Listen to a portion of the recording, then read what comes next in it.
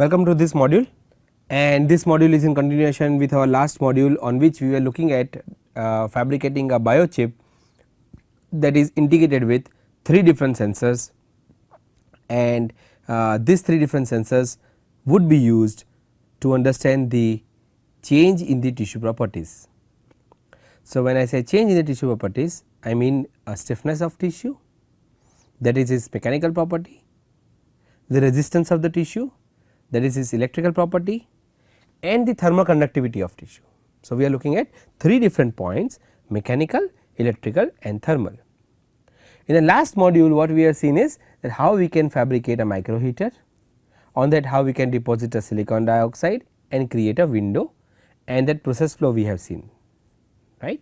In this class, this module, what we will look at, we will be concentrating on how we can further work on interdigited electrodes followed by other sensing layers. So, that finally we have a biochip.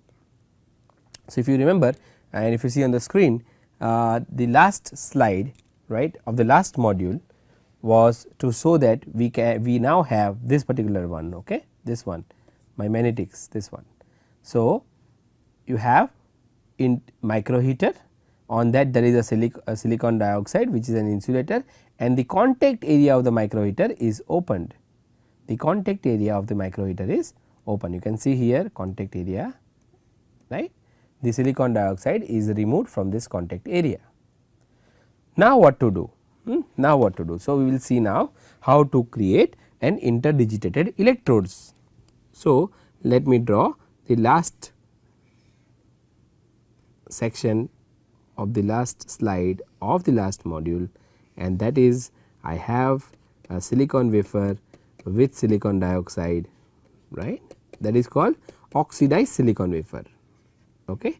If there is a SiO2 on silicon, it is called oxidized silicon wafer. On this oxidized silicon wafer, I was having a micro heater like this, and then this micro heater was protected by a insulating material, right, and this insulator is also silicon dioxide. This insulator is silicon dioxide, and you can see here the contact areas are opened. Contact area is opened, silicon dioxide, and this is your micro heater, or we can say the material nichrome. All right. What is the next step? Next step would be we take this oxidized silicon wafer, and on this oxidized silicon wafer where you have the micro heater, correct.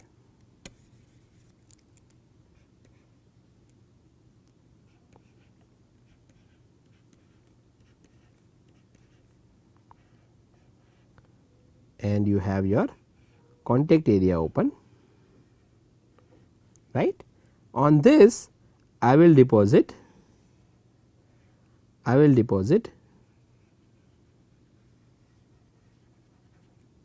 a metal which can be my chrome gold. This metal will be used for patterning interdigitated electrodes, right. This is SiO2,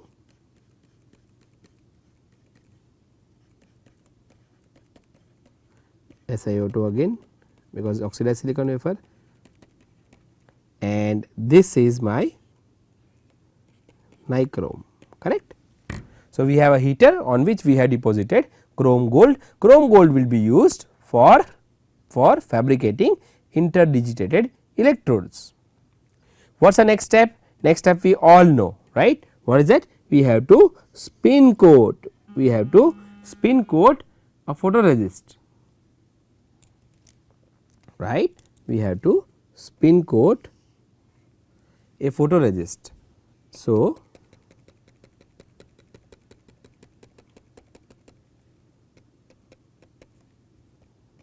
this is my positive photoresist, I have spin coated it, alright. Next step will be soft baking or pre-baking. Soft baking or pre-baking, we know it is 90 degree centigrade 1 minute on hot plate, right. After this next step would be I will load my mask, right. I have to load my mask. So, we have oxidized silicon substrate, always this is your process flow, okay guys, this is your process flow, and we have heater 1, 2, 3, 4, let us draw it correctly, it does not look perfect, 1, 2, 3, 4, 5, and then we have SiO2 covering the heater.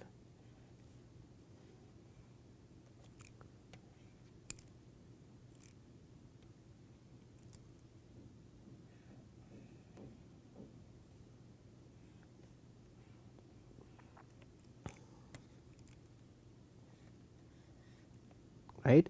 On that we have chrome gold, on that we have photoresist. Let me just draw a little bit thinner silicon dioxide, so that we have enough space.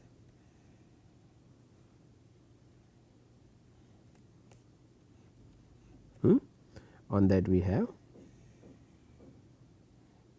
chrome gold, on that we have photoresist,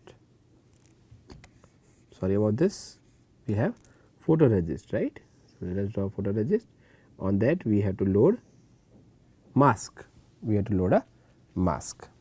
So, what should be my mask? My mask should be bright field mask, my brush would be bright field mask, right, because I want to save my chrome gold in this particular area to form my interdigitated electrodes,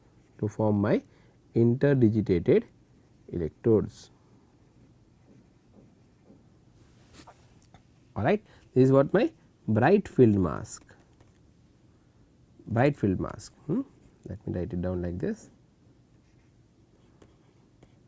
bright field mask. What is this? This is my photoresist, right, photoresist which is soft baked, positive photoresist. Then what is this one? This is my chrome gold, right. What are these things? These are my silicon dioxide, sorry,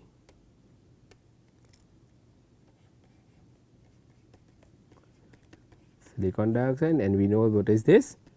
Nichrome. And what is this? Silicon dioxide. What is this one? Silicon. What is this one? Silicon dioxide, correct. What is this? Bright field mask. After soft bake we can load a bright field mask, right. Next is I will expose, I will use UV light to expose the above wafer.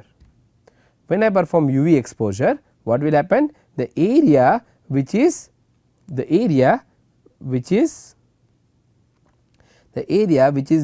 exposed, by UV light, right, will be stronger. Why? Because we are using positive photoresist, right. So, after UV expose I will develop this wafer in photoresist developer. I will develop this wafer in a photoresist developer. When I perform photoresist developing,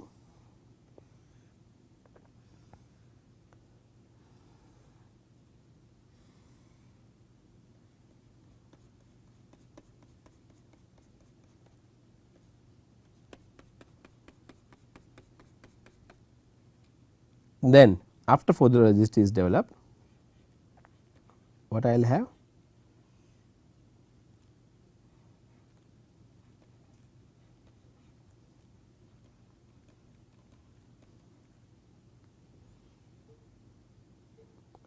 After photoresist is developed,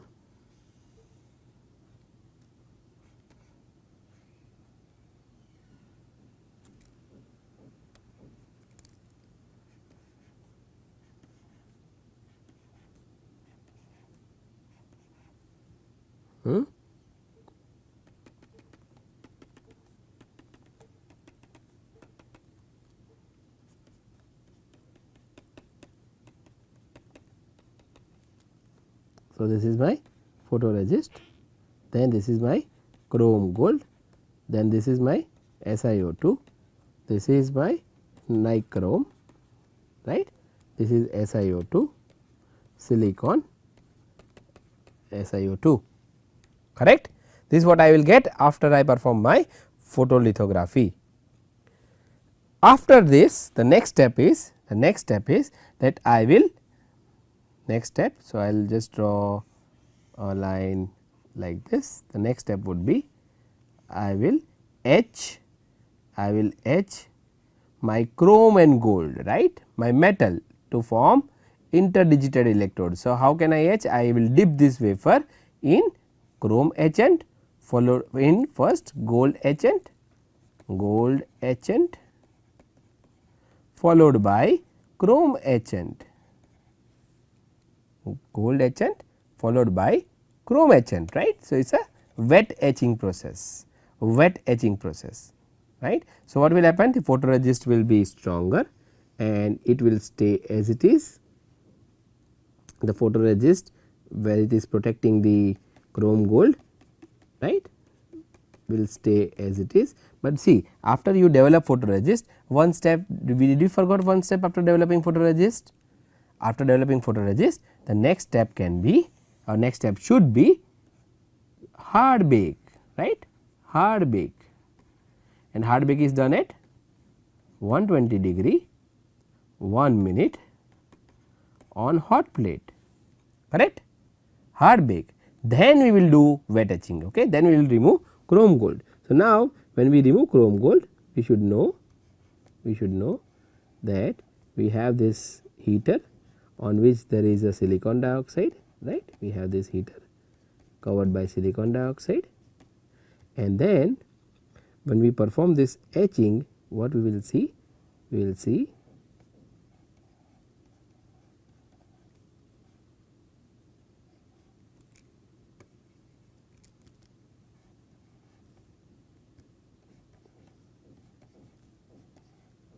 what etching we are performing?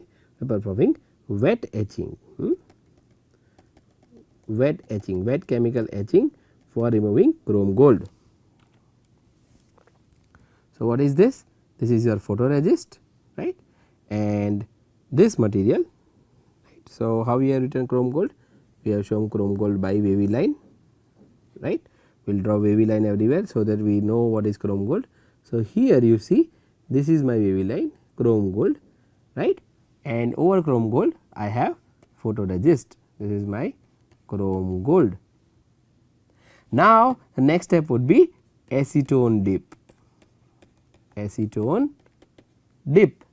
When I dip the wafer in acetone, what will I have? I will have a beautiful oxidized silicon wafer on which there is a micro heater.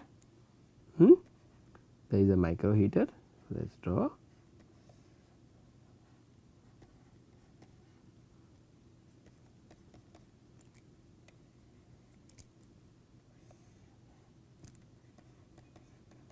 Micro heater on which there are interdigitated electrodes.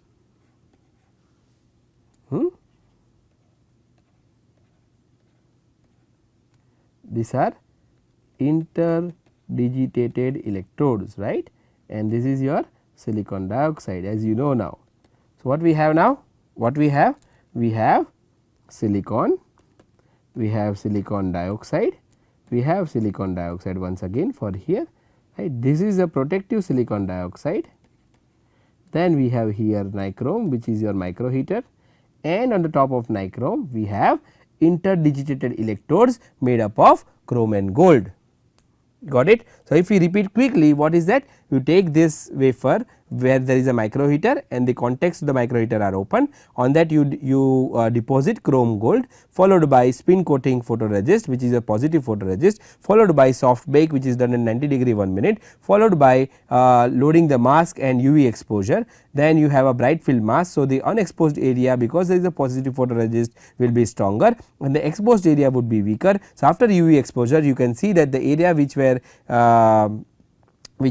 not exposed got stronger, and this is the pattern that you get. After this you have to perform a hard bake which is 120 degree 1 minute, followed by etching the chrome and gold. First we have to dip in gold etchant, followed by rinsing the wafer. Rinsing is in using the DI, and then you have to dip the wafer in the chrome etchant, and again you have to perform a rinse, DI rinse. After that you have to put this wafer in a acetone to strip off the photoresist. We do not require photoresist. When you strip off the photoresist with the help of acetone, you obtain a wafer which has now a bottom layer which is a micro heater. On this there is an insulator, on which there is an interdigitated electrodes, and this layer looks like the one that you can see in front of your screen. Right. What is this? There is a micro heater at the bottom. If you see this one, right, there is a micro heater at the bottom, and then on that micro heater there is an insulator which of course you cannot see, because silicon dioxide is a transparent material. This is an SEM image, right. So, the bottom, if you see, these are the contact to the micro heater. These are the contact to the micro heater, and then there is an insulator on which there are interdigitated electrodes, and you can see here that there are 1, 2, 3 and 4.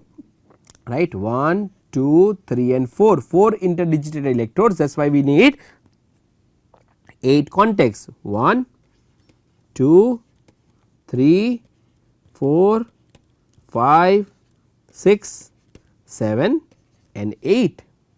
And you can see there is one more gold electrode that we will see that why we are using that electrode.